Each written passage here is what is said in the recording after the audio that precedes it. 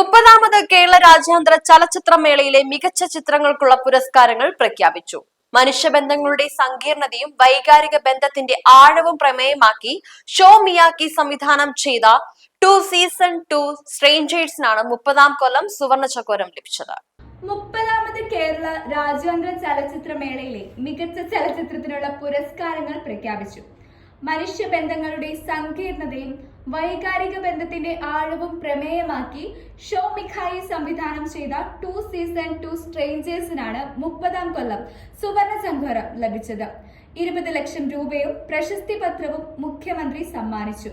മികച്ച സംവിധായകനായുള്ള രാജ്യാന്തര ചകോരം അർജന്റീനിയൻ ചിത്രം ബിഹർ ദ ബോഡിയുടെ സംവിധായകനായ കരീന പിയാസിയും ലൂസിയ ബ്രോസേലിസും നേടി.